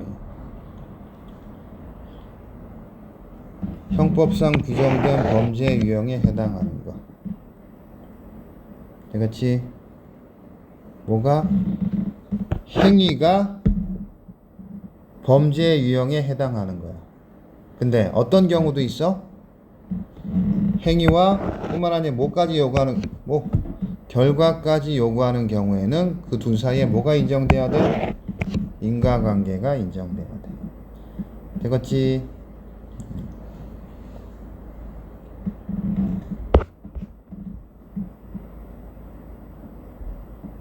두 번째 성립 요건인 위법성은 전체 법질서에 위배된다는 가치 판단으로 어떤 행위가 구성 요건에 해당하는 행위이면 일반적으로 위법성이 추정된다. 하지만 구성 요건에 해당하는 행위이더라도 예외적으로 위법성을 소멸시키는 사유인 위법성 조각 사유에 해당한다면 범죄가 성립하지 않는다. 자, 일단 그 위에 행위에 대해서 행위만이 구성요건 해당성에서 행위가 형법상 규정된 범죄 유형에 해당하면 범죄란 얘기야. 범죄 행위란 얘기야. 가령 과속을 한다. 전자면 과속을 하는 것, 그 행위만으로 어때? 뭐가 되는 것? 범죄 행위가 되는 거야. 근데 만약에 그걸 행위와 결과를 요구하는 경우라면 과속을 통해서 어때야 된다? 뭐가 일어나야? 사고가 일어나야 그 결과가 있어야 뭐 범죄 행위로 인정될 수 있는 경우도 있겠지, 그지? 그럴 때는 어때야 돼? 사고의 원인이 뭐 해야 돼? 과속이어야 범죄 행위가 되는 거야. 되겠지? 근데 일반적으로는 뭐만 행위만으로 범죄 행위에 구성요건 해당성에 해당되겠지만 특별한 경우는 뭐 행위뿐만 아니라 뭐까지 결과까지 요구하는 경우에는 그 둘 사이에 뭐가 있어야 된다? 인과관계가 인정돼야 된다는 얘기고. 두 번째는 뭐다? 두 번째 성립 요건인 두 번째는 뭐다? 위법성은 보통은 어떻다? 구성 요건에 해당하면 뭐다? 위법하다고 보지만 뭐가 있어? 위법성 조각 사유는 구성 요건, 위법성 조각 사유는 눈으로 보자. 구성 요건에 해당되더라도 어떤 경우야? 위법성이 조각 사라지는 경우야. 없다고 판단되는 경우라고. 예를 들어 범죄의 구성 요건에 해당하는 타인에 대한 폭력이 형법에 규정된 위법성 조각 사유 중 하나인 정당방위에 해당한다면 위법성이 조각되어 범죄라고 볼 수 없다는 것이다. 위법성 조각 사유의 사례가 뭐다? 그렇지, 정당방위. 세 번째 성립 요건인 책임은 행위자에 대해 사회적 비난이 가능하다는 성질을 의미한다. 어떤 행위가 구성 요건에 해당하는 위법한 행위라도 행위자에 대한 사회적 비난이 가능하지 않다면 범죄가 되지 않는다. 이때 행위자에 대한 책임을 물을 수 없는 사유인 책임 조각 사유 역시 형법에 규정되어 있는데 그 예로 강요된 행위가 있다. 자, 세 번째가 뭐다? 책임은 뭐다? 행위자에 대한 뭐? 사회적 비난이 가능할 때 뭐다? 범죄 행위다. 근데 여기 뭐? 책임 조각 사유는 구성 요건에 해당하고, 되겠지? 또 어떤 행위야? 위법한 행위인데 뭐? 책임을 물을 수 없는 경우, 되겠지? 그 사례가 뭐다? 뭐? 강요된 행위. 누군가의 강요에 의해서 어떤 행위를 했다면, 가령 강요에 의해서 과속을 했다면, 과속을 해서 사고를 냈다면, 옆에 강도가 타서 이렇게 위협을 해서 그렇다면 그게 구성 요건에 해당하고 위법성은 있지만 뭐 책임이 조각된다. 왜? 강요된 행위이기 때문에. 형법에서 다루는 범죄는 고의범과 과실범으로 나눌 수 있다. 고의범은 행위자가 죄를 범할 의사를 가지고 저지르는 범죄로 범죄 사실의 발생 가능성에 대한 인식이 있음은 물론 나아가 범죄 사실이 발생할 위험을 용인하는 마음속의 의사를 가지고 행동하는 미필적 고의에 의한 범죄 역시 고의범에 포함하고 있다. 형법에서 다루는 범죄는 고의범이 대부분이지만 실수로 타인의 생명과 신체를 침해하는 사례가 많아지면서 죄를 범할 의사는 없지만 부주의로 타인에게 상처를 입히는 등의 과실로 인한 범죄인 과실범에 대해서도 특별한 규정을 두어 처벌하고 있다. 지금 뭐에 대해서? 고의범과 뭐? 과실범이지. 고의범은 죄를 범할 의사를 가지고 범죄를 저지르는 거야.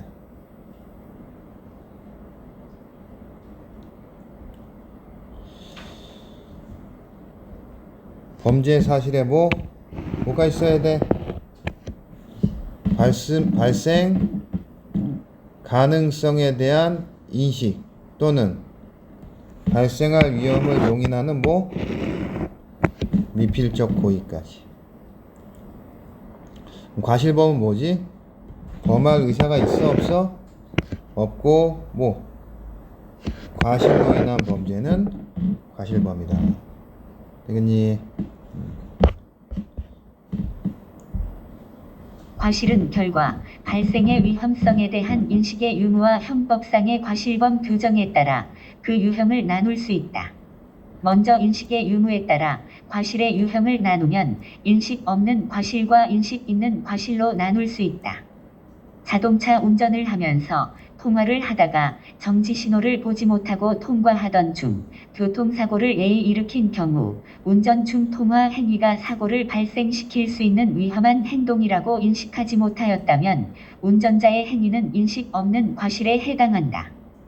그러나 운전 중 통화 행위가 사고를 발생시킬 수 있는 위험한 행동이라고 인식했지만 주의해서 운전하면 교통사고는 발생하지 않을 것이라고 생각하면서 계속 통화를 하던 중 교통사고를 일으켰다면 운전자의 행위는 인식 있는 과실에 해당한다고 볼 수 있다.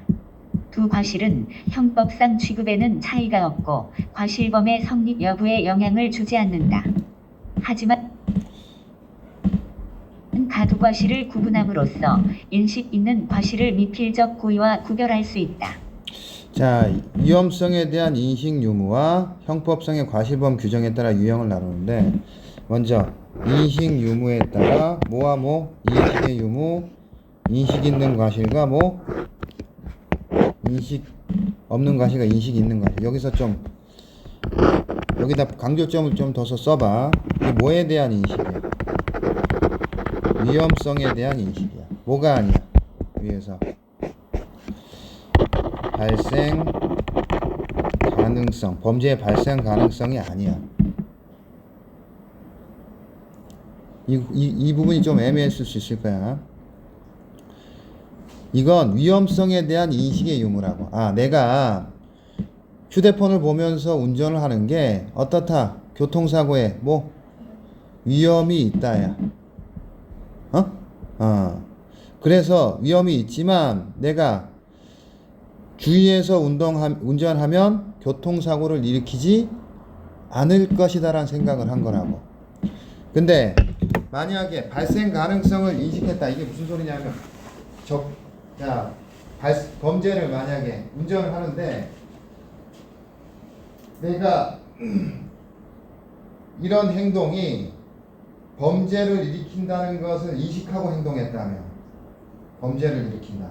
가령 내가 이런 거야. 내가 과속을 해서 저 차를 들이받으려고 앞차를 들이받으려고 과속을 해서 갖다 박았어.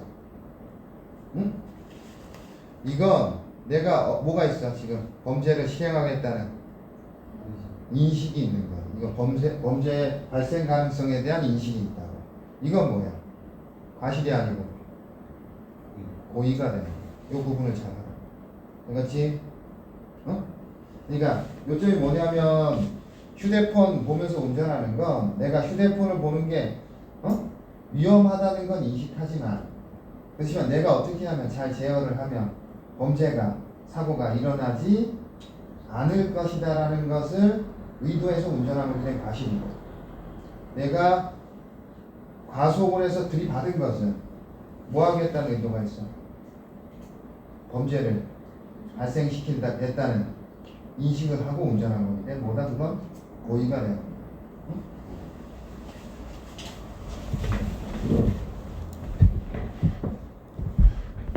그래서 여기 자 통화를 하는 게 그지? 뭐를 인식하지 못하는 것 위험한 행동이란 걸 인식하지 못한 것은 뭐다? 인식 없는 과실이고 위험한 행동이라고 인식하지만 자 뭐 교통사고는 어떻다? 발생하지 않을 것 그럼 뭐다 이거? 인식 있는 뭐다? 과실이야. 교통사고는 발생할 것 이런 뭐예요? 고의가 되는 거야. 되겠지? 고의가 되는 거라고. 과실이 아니라. 이 둘은 어떻다? 형법상 취급의 차이가 없고 성립 여부에도 영향을 주지 않는다. 인식 있는 과실과 미필적 고의를 구분한다. 인식은 뭐에 대한 인식? 위험에 대한 인식이고 미필적 고의는 뭐야? 사고 발생에 대한 인식이라고. 자 여기 미필적 고의의 키워드 밑줄 쳐보자. 미필적 고의 뭐라고 해놨지? 범죄 사실이 발생할 위험을 뭐하는 거? 용인하는 거. 되겠지? 발생할 위험을 알고 있거나 인식하거나 알고도 마음속에 담고 있는 거 표현하지 않고 이게 고의야. 뭐가 아니라 위험성에 대한 인식이 아니라 뭐 범죄 사실이 발생할 위험이라고. 되겠니? 그래서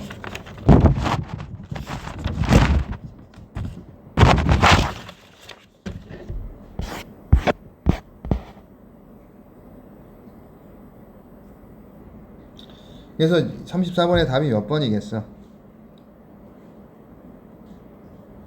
위험이 아니고 뭐 무슨 위험하다는 인식이 아니고 뭐 위험이야 발생이야. 고의는 발생할 위험을 용인하는 의사의 유무에 따라서 뭐다? 있으면 뭐다? 고의고 없으면 뭐 과실. 되겠어? 그러니까 위험에 대한 인식과 그지? 발생에 대한 인식이라고. 위험에 대한 인식만 한다면 뭐야? 과실이지. 그지? 발생에 대한 인식까지 하거나 용인했다면 그게 뭐다? 고의가. 여기 뭐야? 발생이라고. 되겠어? 위험에 초점을 맞추지 말고 뭐? 발생. 사고가 어떻다? 발생할 위험을 용인한다. 과실은 어때? 위험하더라도 발생은 안 할 것이다를 전제로 운전하는 거라고. 위험하긴 한데 핸드폰 통화하면서 하는 건 근데 내가 잘 운전하면 어떨 것이다. 발생하지는 않을 것이다. 근데 그게 발생했다면 뭐야? 그건 과실이 되는 거야.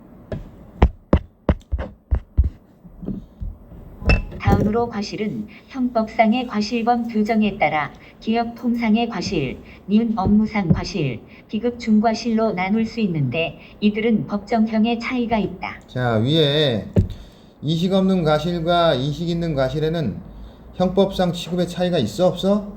없었지만 얘네들은 어때? 법정형의 차이가 있어 없어? 먼저 업무상 과실, 그지? 그 다음 뭐가 있겠어 아마 통상의 과실, 그 다음 중과실이 있겠지. 이들 사이에는 차이가 있다잉. 업무상 과실은 업무가 계속적, 반복적인 수행을 요건으로 하기 때문에 결과 발생에 대한 예견 가능성이 높다고 할 수 있으므로 일반인에게 통상적으로 요구되는 주 의무를 위반하는 통상의 과실에 비해 상대적으로 무겁게 처벌한다. 차이가 있지, 그지? 어떻게 처벌한다? 무겁게 처벌한다.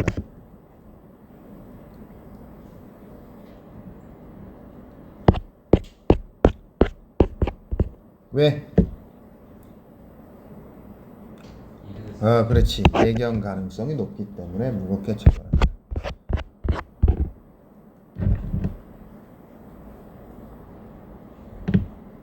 이 경우 업무는 결과, 발생 야기 이런 행위의 조건들이 내용이어야 있어. 하며 이와 무관한 업무를 수행하던 중 발생한 결과에 대해서는 업무상 과실을 인정할 수 없다. 중과실은 통상의 과실에 비해 주의 의무를 현저히 태만히 한 경우, 즉 극히 근소한 주의만 주의 기울였더라도 밑줄. 결과의 발생을 예견할 수 있었다는 점에서 어떻다? 통상의 과실에 비해 상대적으로 무겁게 처벌한다. 중과실도 무겁게 처벌한다. 왜?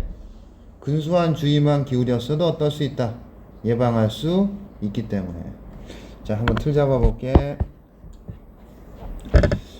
자, 범죄 행위의 요건이지. 먼저 뭐? 구성 요건 해당성이 있고, 그건 어떻다? 어떤 행위가 범죄 유형에 해당해야 돼. 행위 결과를 요구할 때는 인과관계가 인정돼야 돼. 그 다음에 위법성은 보통은 어떻다? 구성 요건에 해당하면 위법성이지만 뭐가 있어? 위법성 조각사유가 있지? 그 사례가 뭐다? 정당방위야. 그 다음에 세 번째 뭐? 책임은 사회적 비난을 받을 만 해야 돼. 근데 책임 조각사유가 있지? 뭐? 강요된 행위야. 그 다음에 고의와 뭐? 과실로 나누지? 고의는 죄를 범할 의사, 범죄 발생 가능성의 인식뿐만 아니라 그 위험에 대한 용인까지. 그렇지? 근데 과실범은 어떻다? 범할 의사가 있어 없어? 없어. 뭐 과실로 인한 범죄다. 과실은 뭐에 대한 인식을 가지고? 위험성에 대한 인식을 가지고 위험성에 대한 인식이 없느냐? 위험성에 대한 인식이 있어도 어떡하진 않을 것이다. 행위의 결과가 범죄로 일어나지는 않을 것이다. 그래서 과실이야. 그 다음에 뭐 업무상 과실과 뭐가 있지? 통상의 과실과 중과실이 있는데 업무상 과실은 왜 높게 처벌하지? 예견 가능성이 있기 때문이고. 그 다음에 중과실은 근소한 주의만으로도 어떻기 때문에 예방할 수 있었기 때문에, 예견할 수 있었기 때문에. 자, 밑줄. 자, 보자. 협박, 강요된 행위 밑줄. 이거 옳게 바꾸자. 형광펜 들고. 강요는 뭐지? 무슨 조각 사유야? 책임 조각 사유로 바꾸자. 자, 책임 조각 사유로 바꾼다. 행위만으로 구성 요건에 해당할 수 있다. 맞니? 행위에 대해서 범죄 유형에. 근데 그리고 행위와 결과를 요구하는 경우는 그 이외의 사례라 어떤 추가적인 거고.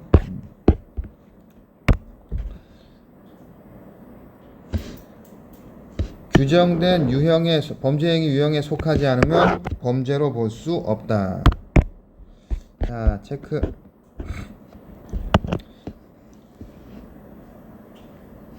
범죄 행위로 성립하려면 어때야 돼? 이 세 가지를 모두 어떻게 해야 돼? 모두 충족해야 돼. 4번. 그 다음에 어떻게 충족해야 돼? 같은 얘기다. 순차적으로 충족해야 되는 게 같은 위치에 보이지? 5번. 행위와 결과 밑줄, 인과관계 밑줄. 행위와 결과, 인과관계 인정돼야 돼. 35번에 기억과 니은은 업무로 인한 결과 발생 가능성 얼마큼 예견 밑줄 치고 법정형에 따라 달라진다. 기억과 니은은 예견했는가에 따라서 법정형이 달라진다. 맞아?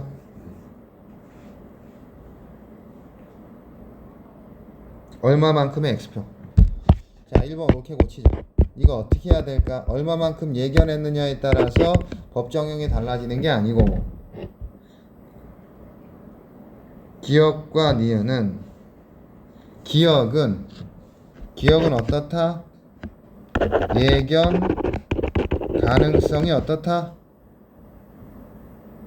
높기 때문에 어떻다?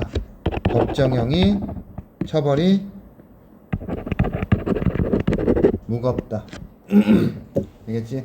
얼마만큼 예견했냐 이런 문제가 아니고, 기억은 어떻다? 예견 가능성이 높기 때문에 처벌이 무겁다. 되겠지? 개인이 얼마만큼 예견했느냐 문제가 아니라고. 그 업무상 과실이 그 애무상 과실 자체가 예견 가능성이 어떻기 때문에 높기 때문에 그 사실 자체가. 자, 기억과 디귿은 주의 의무에 대한 태만의 정도 차이 밑줄. 태만. 중과실은 어떤 경우야? 주의 의무를 밑줄. 현저히 어떻다? 태만했기 때문에. 태만했을 경우 범죄가 어떤 문제가 발생하기 때문에 무겁게 처벌한다. 맞지? 3번. 니은은 계속적이고 반복적인 수행 밑줄 맞고, 예견 가능성이 기억에 비해서 높다. 맞니? 맞아 안 맞아?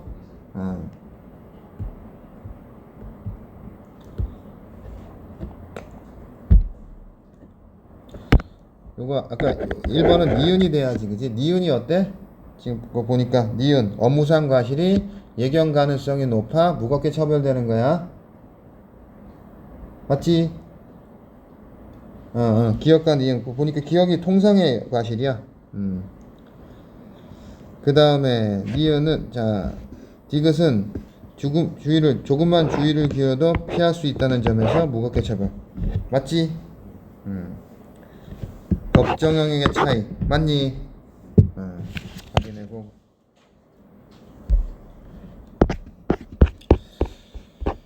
자, 보기의 판멸군에 대한 반응이다. A씨는 자신의 의류 매장에서 반려견을 키우고 있다. A씨는 11시에 자신의 매장에서 환불을 요구하는 손님과 다툼을 벌였고, 이 과정에서 A씨 반려견이 밖으로 나갔다. 이때 지나가던 B씨에게 A씨의 반려견이 달려들었고, B씨는 A씨의 반려견에 물려 상해를 입게 되었다. 자, A씨의 과실 여부를 판단하는 재판 과정. A씨는 자신의 반려견이 매장 후 밖에 나가 타인에게, 일단 이건 뭐야? A씨의 뭐지? 고의야 과실이야? 과실이야 과실. 멍멍이가 나가서 B씨를 물기를 의도하거나 가능성을 인지하지 못했다. 그러니까 뭐야? 고의가 아니라 과실이야. 자, 반려견이 매장 밖으로 나가 타인에게 해를 끼칠 수도 있겠다고 생각하지만 어쩔 수 없는 상황이었다고. 어쩔 수 없는 상황 있죠. 이건 뭘 주장하는 거지? 이제 일단 보자. 판결은 다 한 것 같다. A씨 피고인이 운영하는 의류 매장 견주로서 옥주를 채우지 않은 풀어놓은 출입물 소홀히 한 뭐다? 일단 고의가 아니고 뭐다? 과실로 벌금을 부과한다.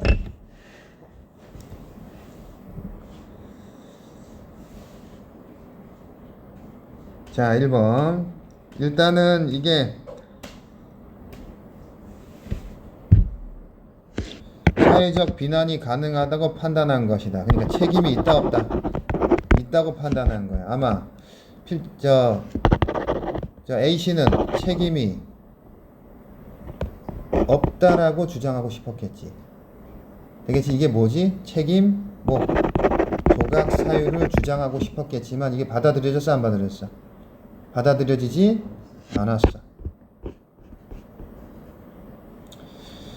자, 해를 끼칠 수 있는 인식한 것은 과실범의 성립 여부에 영향을 미쳤다. 과실에서 그 위험성을 인식하냐 안 하냐, 인식하냐 못하냐는, 자, 형광펜 들고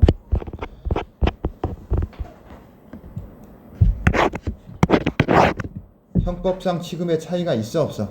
없어. 그러니까 2번 맞아 틀려. 성립 여부에도 영향을 주지 않는다. 소리할 수밖에 없었다는 것은 밑줄 책임 조각 사유를 주장한 거지. 그 인정받았어 못 받았어? 못 받았다. 맞아. 처벌을 받아들였으니까 밑줄 범죄 유형에 해당하는 거지. 범죄 유형에 해당하는 거지. 구성 요건에 해당하고 밑줄 위법성이 있고 밑줄 그다음 뭐도 있어? 책임도 있다. 그래서 범죄 행위라고 판단했기 때문에 어떻게 한 거? 벌금을 부과한 거야. 되겠니? 까지.